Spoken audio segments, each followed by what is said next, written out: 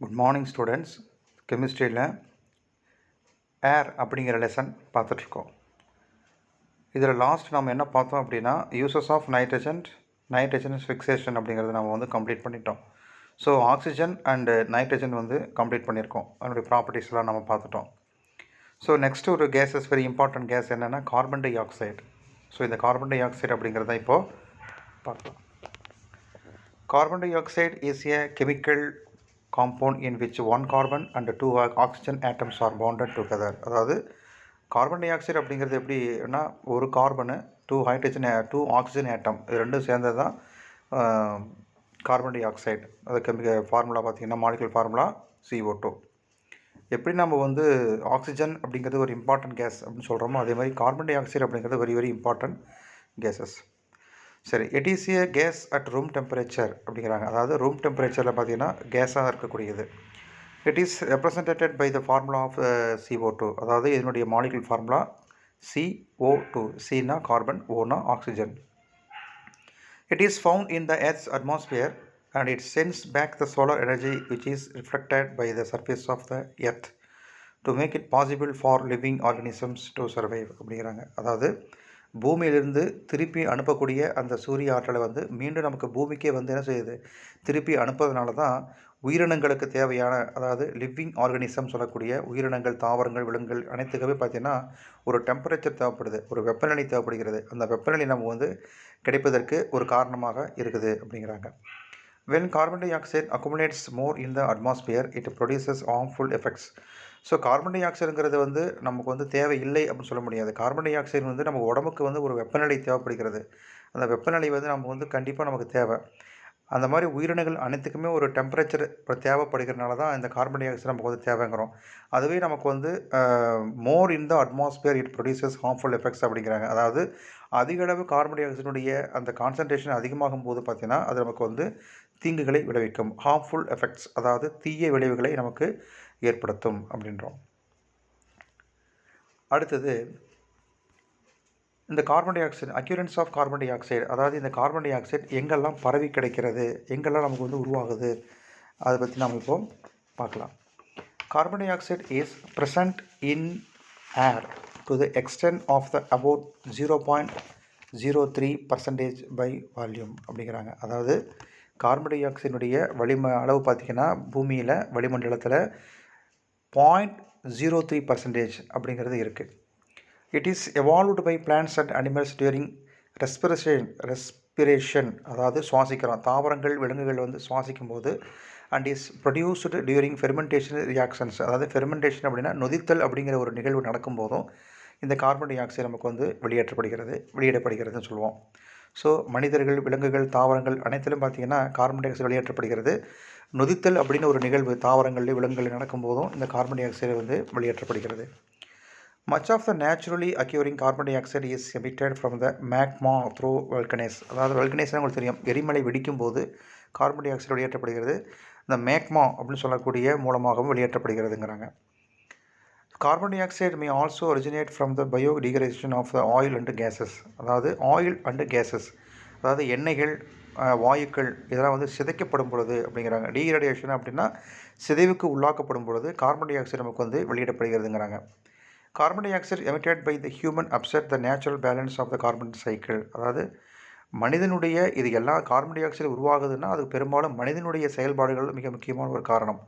இந்த carbon cycle அப்படின்னு சொல்லக்கூடிய கார்பனுடைய சுழற்சி இதுதான் இயற்கை சமநிலையை இது பாதிப்பை ஏற்படுத்துகிறது இந்த கார்பன் டை ஆக்சைடு அப்படிங்கிறோம்.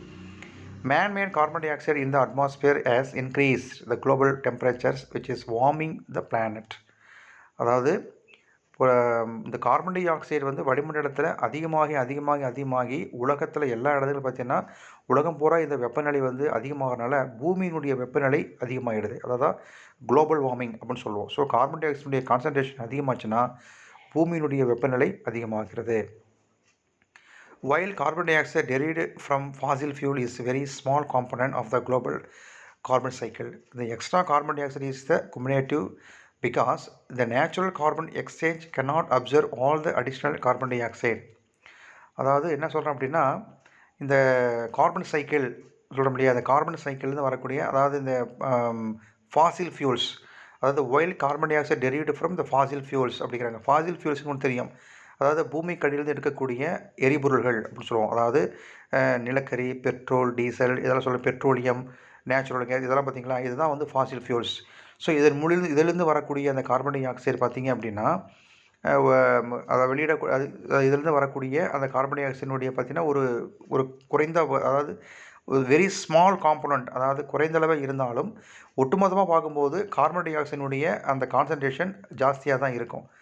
ஏன் அப்படின்னா because the natural carbon exchange cannot absorb, அதாவது absorb all the additional carbon dioxide அப்படிங்கிறாங்க. அதாவது இயற்கையான இந்த கார்பனுடைய அந்த பரிமாற்றம் சொல்லுவோம், எக்ஸ்சேஞ்ச் பரிமாற்றம். இதனால் வந்து கூடுதலாக வரக்கூடிய அந்த கார்பன் டை ஆக்சைடை என்ன செய்யணும்னா அப்சர்வ் பண்ண முடியாது, உறிஞ்ச முடியலன்னு சொல்கிறோம். அதாவது என்ன சொல்கிறோம் அப்படின்னா, இப்போ வந்து வெட்டுக்கிளிகள்லாம் அதிகமாக படையெடுத்து வருதுன்னு சொல்கிறோம் இல்லையா? ஏன் இந்த வெட்டுக்கிளிகள்லாம் அதிகமாக இருக்குது? ஏன் வெட்டுக்கிளிகள்லாம் வந்து இன்னும் அதிக இடத்துல படையெடுத்துட்டு எல்லா இடங்களையும் பாதிப்பை கொடுக்குது? அப்படின்னா என்ன அர்த்தம்? வெட்டுக்கிளிகளை உண்ணக்கூடிய அந்த உயிரினங்களை வந்து நாம் வந்து அழிச்சிட்டோம். வெட்டுக்கிளிகளை உண்ணக்கூடிய உயிரினங்கள் இல்லாதனால வெட்டுக்கிளிகள்லாம் உயிரோடு நமக்கு பாதிப்பை ஏற்படுத்துது, படையெடுப்பு ஏற்படுத்துது. அந்த மாதிரி கார்பன் வந்து அதிகமாக கார்பன் சைக்கிள்ஸ் வந்து அதிகமாக என்ன ஆகிட்டே இருக்குன்னா, கார்பனை வந்து ஏற்றுக்கக்கூடிய, கார்பனை வந்து எடுத்துக்கக்கூடிய, கார்பனை யூஸ் பண்ணக்கூடிய அந்த நிலைமை வந்து குறைஞ்சிக்கிட்டே இருக்குது. அது குறைஞ்சிட்டே இருக்கனால வரக்கூடிய அந்த கார்பன் டை ஆக்சைடு என்ன செய்யணும், எக்ஸ்ட்ரா வரக்கூடிய அந்த கார்பன் டை ஆக்சைடை வந்து செய்யணும்னா உறிஞ்ச முடியல அப்படின்னு சொல்கிறோம். அப்போ என்ன ஆகும், இதனால் கார்பன் டை ஆக்சைடு வந்து அதிகமாகிட்டே இருக்குது அப்படிங்கிறோம். சரி, அடுத்தது physical properties of carbon dioxide. எப்படி நம்ம ஆக்சிஜனுடைய ஃபிசிக்கல் ப்ராப்பர்ட்டிஸ், நைட்ரஜனுடைய ஃபிசிக்கல் ப்ராப்பர்ட்டிஸ் பார்த்தோமோ அதே மாதிரி கார்பன் டை ஆக்சைடுக்கு சில ஃபிசிக்கல் ப்ராப்பர்ட்டிஸ் இருக்குது. என்ன அப்படின்னா, carbon dioxide is a colourless and odourless அப்படிங்கிறாங்க. கலர்லெஸ்னால் கார்பன் டை ஆக்சைடுக்கு நிறமில்லை, மனமில்லை. It is heavier than air, காற்றை விட பார்த்தீங்கன்னா இது கொஞ்சம் கனமானது, ஹெவியராக இருக்கும் அப்படிங்கிறாங்க. It does not support combustion, நல்லா புரிஞ்சுக்கோங்க. ஆக்சிஜன் சப்போர்ட் கம்புஷன், ஆக்சிஜன் வந்து எரிவதற்கு துணை புரியும், கார்பன் டை ஆக்சைடு எரிவதற்கு துணை புரியாது. So it does not support combustion. It is fairly soluble in water and turns blue litmus slightly red. அதாவது நல்லா புரிஞ்சுக்கோங்க, நீரில் கரையக்கூடியது, கார்பன் டை ஆக்சைடு நீரில் கரையக்கூடியது. லிட்மஸ் பேப்பர் அப்படிங்கிறது வந்து நீங்கள் வந்து 7th படிச்சிருப்பீங்க. Blue litmus paper, red litmus paper அப்படின்னு. இந்த ப்ளூ லிட்மஸ் பேப்பரு ரெட்டாக மாறுது அப்படின்னா, அந்த சொல்யூஷன் வந்து ரெட்டாக மாறுது அப்படின்னா அது வந்து ஆசிட் அப்படின்னு அர்த்தம், அசிடிக் அப்படின்னு சொல்லுவாங்க. அதே வந்து இந்த ரெட் கலராக இருக்கக்கூடிய லிட்மஸ் பேப்பர் வந்து ப்ளூவாக மாறுதுன்னா அது பேசிக்னு சொல்லுவாங்க, அதாவது பேஸ். இங்கே blue litmus paper slightly red, அதாவது சிகப்பாக மாறுகிறது அப்படின்னா carbon dioxide is acidic in nature அப்படிங்கிறாங்க. அதாவது அசிடிட்டி, ஆசிட் தன்மை உண்டது அப்படிங்கிறாங்க. It can easily be liquefied under high pressure, அதாவது it can easily be liquefied under high pressure, அதிகமான அழுத்தத்திற்கு. ஹை ப்ரெஷரில் பார்த்தீங்கன்னா ப்ரெஷர் அதிகமாக கொடுத்தோம்னா என்ன ஆகிடும், லிக்விஃபைடாக மாறிடும், அதாவது லிக்விடாக மாறிடும், நீர்மமாக மாறக்கூடியதுங்கிறாங்க. அதான் பொதுவாக வந்து ரூம் டெம்பரேச்சரில் அது கேஸுன்னு நம்ம முன்னாடி பார்த்துட்டோம். ஆனால் ப்ரெஷருக்கு அது கொடுத்தோம்னா அது வந்து லிக்விடாக மாறும். அண்ட் கேன் பி சாலிடிஃபைடு அப்படிங்கிறாங்க. அதாவது இன்னும் அதிக அளவு நாம் வந்து ப்ரெஷர் கொடுத்தோம் அப்படின்னா லிக்விட்லேருந்து சாலிடாக மாறக்கூடிய தன்மை உண்டு. ஸோ வந்து கார்பன் டை ஆக்சைடு வந்து பொதுவாக கேஸ் ரூம் டெம்பரேச்சரில் ப்ரெஷர் அதிகமாக கொடுத்தோம் அப்படின்னா அது வந்து லிக்விடாக மாறும். இன்னும் ப்ரெஷர் அதிகமாக கொடுத்தோம்னா சாலிடாக மாறும். ஸோ சாலிட் கார்பன் டை ஆக்சைடாக அது மாறும். This solid form carbon dioxide is called dry ஐஸ்ன்னு சொல்லுவாங்க. இந்த மாதிரி சாலிடாக இருக்கக்கூடிய கார்பன் டை ஆக்சைடை dry ice which undergo sublimation அப்படிங்கிறாங்க. இதை தான் நம்ம வந்து சப்ளிமேஷன் அப்படின்னு சொல்கிறோம். ஏன் அப்படின்னா ஒரு கேஸாக இருக்குது, என்ன மாறுது, சாலிடாக மாறுது. இப்போ நம்ம பார்த்துருக்கோம். இப்போ வந்து சப்ளிமேஷன் அர்த்தம், ஒரு பொருளை அதை கீழே கொடுத்துருக்க மாதிரி do you know the process of conversion of the solid into vapour. Solid into vapour without reaching liquid state is called without reaching liquid state. ஒரு பொருள் நம்ம வந்து என்ன செய்ய வெப்பப்படுத்தும் போது ஒரு திடப்பொருள் வந்து ஹீட் பண்ணுறோம் அப்படின்னா அது என்ன ஆகுனா லிக்விடாக மாறாமல் டைரெக்டாக கேஸாக மாறுது அப்படின்னா சப்ளிமேஷன் அப்படிங்கிற ப்ராசஸ்ஸு. ஸோ இது வந்து சப்ளிமேஷன் அப்படிங்கிற ப்ராசஸ் அப்படின்னு சொல்லுவாங்க. இதே வந்து அந்த கேஸ் திரும்பவும் நமக்கு வந்து பார்த்திங்கன்னா சாலிடாக மாறுது அப்படின்னா அது வந்து கிறிஸ்டலைசேஷன் அப்படின்னு படிச்சிருக்கோம். ஸோ சப்ளிமேஷன், கிறிஸ்டலைசேஷன், சப்ளிமேஷனாக பதகமாதல், கிறிஸ்டலைசேஷனாக படிகமாதல் அப்படின்னோம். ஓகே, ஸோ இதெல்லாம் வந்து physical properties of carbon dioxide. Next வந்து chemical properties of carbon dioxide. First point வந்து கம்புஸ்டபிலிட்டி. கம்புஸ்டபிலிட்டின்னு அர்த்தம்னா எரிதல் அப்படின்னு அர்த்தம். It is non combustible case அப்படிங்கிறாங்க. இப்போ அதாவது தானாக எரியாது. நான் கம்புஸ்டபிள் அப்படின்னா தானாக எரிகிறது. ஸோ நான் கம்புஸ்டபிள்னா தானாக எரியாது. So it is non combustible gas and not a supporter of combustion. இது தானாகவும் எரியாது, எரிஞ்சிக்கிட்டு இருக்கக்கூடியதுக்கு சப்போர்ட் பண்ணாது, ரெண்டுமே செய்யாது. Reaction with metals. நம்ம எப்படி ஆக்சிஜனில் வந்து ரியாக்ஷன் வித் மெட்டல்ஸ் பார்த்தோம். ஒரு மெட்டலோட ஆக்சிஜன் ரியாக்ட் பண்ணால் அதனுடைய ஆக்சைடாக மாறும். மெட்டலோட சேர்ந்தால் மெட்டல் ஆக்சைடு. அந்த மாதிரி இங்கே வந்து கார்பன் டை ஆக்சைடு மெட்டல் அப்படிங்கிறதோட ரியாக்ட் பண்ணால் என்னென்ன ப்ராடக்ட் கிடைக்கும் பாருங்கள். லைட்டர் மெட்டல்ஸ், அதாவது நமக்கு வந்து சாஃப்ட் மெட்டல்ஸ் நம்ம படிச்சிருக்கோம். இந்த சோடியம், பொட்டாசியம், கால்சியம் இதெல்லாம் பார்த்திங்கன்னா ரொம்ப சாஃப்டாக இருக்கக்கூடிய மெட்டல். எந்த அளவுக்கு சாஃப்ட்டு அப்படின்னா கத்தியால் வெட்டக்கூடிய அளவுக்கு இது சாஃப்ட்னு சொல்லி படிச்சிருக்கோம். அந்த மாதிரி இந்த சோடியம், பொட்டாசியம், கால்சியத்தோடு வந்து இந்த கார்பன் டை ஆக்சைடு ரியாக்ட் பண்ணி என்ன ஃபார்ம் பண்ணுது, கரஸ்பாண்டிங் கார்பனேட்டுகளை உருவாக்குது அப்படிங்கிறோம். மெக்னீசியத்தோட வந்து ரியாக்ட் பண்ணிச்சுன்னா மெக்னீசியத்தினுடைய ஆக்சைடையும் கார்பனையும் உருவாக்குதுங்கிறாங்க. ஸோ இதுதான் உங்களுக்கு ரியாக்ஷன் கொடுத்துருப்பாங்க. சோடியத்தோட கார்பன் டை ஆக்சைடு சேருது, Na2CO3 சொல்லக்கூடிய சோடியம் கார்பனேட் அப்படின்னு சொல்லி ஃபார்ம் ஆகுது மெட்டலோட. ப்ளஸ் கார்பன் நமக்கு கிடைக்குது. மெக்னீசியத்தோடு மட்டும் சேர்ந்துச்சுன்னா மெக்னீஷியம் ப்ளஸ் எம்ஜினா magnesium plus carbon dioxide react பண்ணி மெக்னீஷியம் ஆக்சைடை தரும், ப்ளஸ் கார்பன் நமக்கு கிடைக்குது. இதுதான் வந்து இதனுடைய ரியாக்ஷன். நெக்ஸ்ட்டு பாருங்கள், reaction with sodium hydroxide. Sodium hydroxide அப்படிங்கிறது ப்ராக்கெட்டில் அல்கலி அப்படி கொடுத்துருக்காங்க. அல்கலினா ஏன் இதை சோடியம் ஹைட்ராக்சைடை அல்கலின்னு சொல்கிறோம் அப்படிங்கிறதுக்கான பதில் பாருங்கள். நீங்கள் 7th படித்தது தான். ஒரு பேஸு வாட்டரில் டிசால்வ் ஆச்சுன்னா அது அல்கலி, டிசால்வ் ஆகலைன்னா அது வந்து பேஸ். அப்போ சோடியம் ஹைட்ராக்சைடு ப்ராக்கெட்டில் அல்கலின்னா அது கண்டிப்பாக என்ன அர்த்தம், தண்ணியில் கரையக்கூடியதாக இருக்குது, அதனால் அது அல்கலின்னு சொல்லுவோம். சோடியம் ஹைட்ராக்சைடுங்கிறது base, is neutralised by carbon டை ஆக்சைடுங்கிறது acidic to form sodium carbonate அப்படிங்கிறது சால்ட்டு. பொதுவாக நமக்கு வந்து பார்த்திங்கன்னா ஒரு ஆசிட் ஒரு பேஸ் ரெண்டும் சேர்ந்து ரியாக்ட் பண்ணிச்சுன்னா அதை நியூட்ரலைசேஷன் சொல்லுவோம், நடுநிலையாக்கல். இதுவும் 7th நீங்கள் படித்தது தான். ஸோ ஒரு ஆசிட்டும் ஒரு பேஸும் சேரும்போது ஒரு கெமிக்கல் ரியாக்ஷன் நடக்குது, அதை தான் நியூட்ரலைசேஷன். ரெண்டும் சேர்ந்து சால்ட்டுன்னு ஒரு நியூ ப்ராடக்ட் கிடைக்கும், சால்ட் கிடைக்கும், ப்ளஸ் வாட்டர் ஃபார்ம் ஆகும். ஸோ இங்கே சோடியம் ஹைட்ராக்சைடுங்கிறது பேஸு, கார்பன் டை ஆக்சைடுங்கிறது ஆசிட்டு, ரெண்டும் சேரும்போது NaHCO3 அதாவது சோடியம் பை கார்பனேட் அப்படிங்கிறது நமக்கு வந்து கிடைக்கும், ப்ளஸ் H2O கிடைக்குது. ஓகே, அடுத்தது ரியாக்ஷன் வித் லைம் வாட்டர். இந்த ரியாக்ஷன் வித் லைம் வாட்டர்னு என்ன அர்த்தம் அப்படின்னா, இப்போ வந்து கால்சியம் ஹைட்ராக்சைடு, ஒரு சுண்ணாம்பு வந்து தண்ணியில் கரைச்சிட்டோம்னா கால்சியம் ஹைட்ராக்சைடாக மாறுது. கால்சியம் ஆக்சைடாக இருக்கக்கூடியது வாட்டரில் டிசால்வ் ஆகும்போது கால்சியம் ஹைட்ராக்சைடு. சரி, இப்போ வந்து when a limited amount of carbon dioxide is passed through lime water, it turns milky due to the formation of the insoluble calcium carbonate. அதாவது கால்சியம் ஹைட்ராக்சைடு CaOH ட்வைஸ்ங்கிறது calcium hydroxide, CO2 சேரும்போது, அதாவது பார்த்திங்கன்னா limited amount of carbon dioxide, கொஞ்சம் நம்ம carbon di oxide செலுத்தணும் அப்படின்னா அந்த சுண்ணாம்பு வாட்டரில் லைம் வாட்டர் செலுத்தும் போது மில்கியாக மாறும், அதாவது பால் போல வெண்மை நிறமாக அது உருவாகும். அதாவது CaCO3 சொல்லக்கூடிய கால்சியம் கார்பனேட் ஃபார்ம் ஆகும் அப்படிங்கிறாங்க.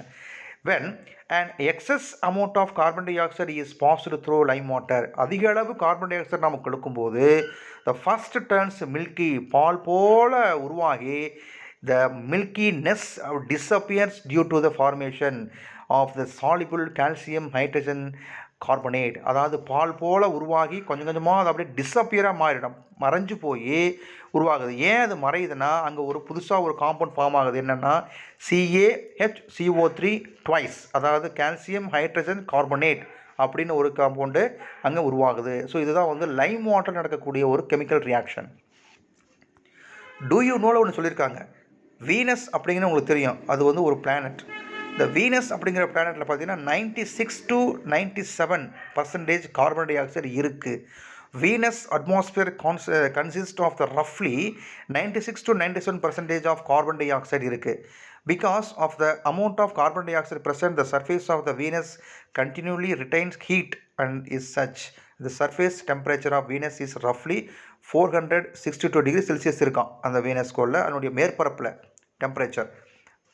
Making it the hottest planet இந்த அவர் சோலார் சிஸ்டம். அதாவது பார்த்தீங்கன்னா பூமி, அதாவது சூரியனுக்கு நியரஸ்ட்டாக இருக்கக்கூடியது பார்த்தீங்கன்னா புதன், அதுக்கு பக்கத்தில் இருக்கக்கூடியது பார்த்தீங்கன்னா இந்த வீனஸ், வெள்ளிக்கோள் சொல்லுவாங்க, வெள்ளின்னு சொல்லுவோம் வீனஸ் அப்படிங்கிறது. இது வந்து அதிகமான வெப்பமாக இருக்கக்கூடிய கோள் எதுன்னா இந்த வீனஸ் அப்படிங்கிறது தான்.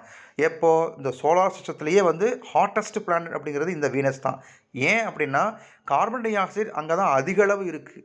கார்பன் டை ஆக்சைடு இருக்குதுனாவே டெம்பரேச்சர் அங்கே அதிகமாக தான் இருக்கும். ஸோ இது உங்களுக்கு ஜென்ரல் நாலேஜ் கொஸ்டின்ஸ். சரி, இந்த கார்பன் டை ஆக்சைடுடைய யூசஸ் என்ன?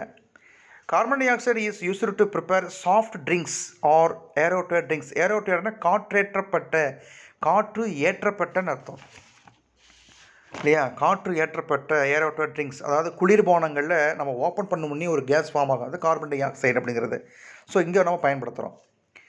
It is used in fire extinguisher. தீயை அணைக்கக்கூடிய தீயணைப்பான்களில் வந்து இந்த கார்பன் டை ஆக்சைடு யூஸ் பண்ணுறோம். கார்பன் டெட்ராக்ளோரைடும் யூஸ் பண்ணுவாங்க தீயணைப்பானில், CCl4.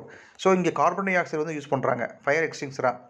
It is used in the manufacturing of the sodium carbonate by Solvay process மூலியமாக சோடியம் கார்பனேட் நம்ம வந்து தயாரிக்கிறதுக்கு பயன்படுத்துகிறோம். அடுத்தது சாலிட் கார்பன் டை ஆக்சைடு இதை நான் படித்தோம் நம்ம. திட கார்பன் டை ஆக்சைடு அதிக அளவு எப்படி உருவாச்சு? அதிக அளவு ப்ரெஷர் கொடுக்கும்போது அது வந்து சாலிடாக மாறும். ஸோ இந்த சாலிட் கார்பன் டை ஆக்சைடுக்கு என்ன பேர்? Dry ice. எங்கே யூஸ் பண்ணுறோம்? யூஸ்டு ஆஸ் ரெஃப்ரிஜரேட்டன், குளிரூட்டியாக பயன்படுத்துகிறோம். The gas is so cold that moisture in the air condenses on it. The grating that tenses the fork it is the usually in the stage so and the moving effects அப்படிங்கிறாங்க. அதாவது இது குளிர்ச்சியாக இருக்கும், காற்றில் வந்து பார்த்தீங்கன்னா moisture இருக்கும் case. இந்த மாய்ஸ்சர் என்ன பண்ணுது அப்படின்னா அந்த மாய்ஸ்சர் வந்து இது மேலே விழும்போது என்ன ஆகுதுன்னா ஒரு கண்டென்சஸ், அதாவது இந்த டென்ஸ் ஃபோக் அப்படின்னு சொல்லக்கூடிய, அதாவது ஒரு புகை மூட்டமாக உருவாகும். இந்த புகை மூட்டமெல்லாம் பார்த்தீங்கன்னா இந்த சினிமாவில் பார்த்தீங்கன்னா உங்களுக்கு காட்சிகளில் புகை மூட்டமாக அப்படியே இருக்கும். அது மாதிரி உருவாக்குவதற்கு நம்ம இங்கே வந்து பயன்படுத்துகிறோம் அப்படிங்கிறது. சரி, அதே மாதிரி it is used along with ammonia in the manufacture of the fertiliser like urea. அதாவது யூரியா அப்படிங்கிறது வந்து ஃபெர்டிலைசர். இந்த ஃபெர்டிலைசர் தயாரிக்கும் போது பார்த்திங்கன்னா அமோனியா வேணும், பட் அமோனியாவோட சேர்த்து இந்த கார்பன் டை ஆக்சைடை யூஸ் பண்ணுறோம் இந்த உரங்கள் தயாரிப்பதற்கு. Carbon dioxide can be used in the preservation of food grains அப்படின்னா தானியங்கள், உணவு தானியங்கள், ஃப்ரூட்ஸ், பழங்கள் இதெல்லாம் கெட்டு போகாமல் பதப்படுத்தி வைப்பதற்கு இந்த கார்பன் டை ஆக்சைடை நமக்கு வந்து யூஸ் ஆகுது. இந்த ஸ்டேஜ் ஷோவில் பார்த்தீங்கன்னா மேலே ஸ்டேஜ் ஷோன்னு தெரியும், மேடை நாடகங்களில் புகை மூட்டமாக கொண்டு வரத்துக்கு, சினிமாக்களில் வந்து புகை மூட்டம் கொண்டு வரதுக்கு பார்த்தீங்கன்னா இந்த கார்பன் டை ஆக்சைடை யூஸ் பண்ணுறாங்க. அதாவது என்னென்னா பொதுவாக இந்த கார்பன் டை ஆக்சைடு குளிர்ச்சியாக இருக்கும்போது என்ன ஆகுதுன்னா காற்றில் இருக்கக்கூடிய அந்த மாய்ஸ்சர் அது மேலே விழும்போதுன்னா அடர்த்தியான என்ன ஆகுதுன்னா அப்படி ஒரு ஒரு ஒரு வெள்ளை கலராக அப்படி வெண்மை நிறமாக இருக்கக்கூடிய ஒரு புகை மூட்டமாக தோணும். இதை வந்து நம்ம எங்கே யூஸ் பண்ணுறோன்னா இந்த சினிமாக்கள்லேயும் மேடை நாடகங்கள்லையும் என்ன பண்ணாங்க இது வருவதற்கு பயன்படுத்திக்கிறாங்க அப்படிங்கிறது தான். ஸோ இதெல்லாம் வந்து பார்த்திங்கன்னா உங்களுக்கு uses of carbon dioxide. கீழே டு யூ நோ கொடுத்துருக்காங்க. Aerated water is nothing but carbon dioxide dissolve in water under pressure. அதாவது ஒன்றும் இல்லை, தண்ணியில் கார்பன் டை ஆக்சைடு கரைக்கிறோம். கார்பன் டை ஆக்சைடுங்கிற வாயுவை நீரில் வந்து கரைச்சிட்டோம்னா அதுதான் வந்து ஏரோட்டோட வாட்டர், காற்று ஏற்றப்பட்ட நீர். ஏரோட்டோட வாட்டர் அப்படின்னா காற்று ஏற்றப்பட்ட நீர். காற்றுங்கிறது என்னென்னா இங்கே கார்பன் டை ஆக்சைடுன்னு சொல்கிறோம். ஸோ தண்ணியில் வந்து கார்பன் டை ஆக்சைடு நம்ம கரைச்சிட்டோம் அப்படின்னா அது வந்து சோடா நீர் அப்படின்னு சொல்லுவோம். அதுதான் வந்து சோடா வாட்டர் அப்படிங்கிறது தான். சரி, அப்போ வந்து இன்றைக்கி வந்து கார்பன் டை ஆக்சைடு வந்து கம்ப்ளீட்டாக பார்த்துருக்கோம். ஸோ நல்லா ரீட் பண்ணுங்கள். இதனுடைய கண்டினியூவை நெக்ஸ்ட் வீடியோவில் பார்க்கலாம். தேங்க்ஸ்.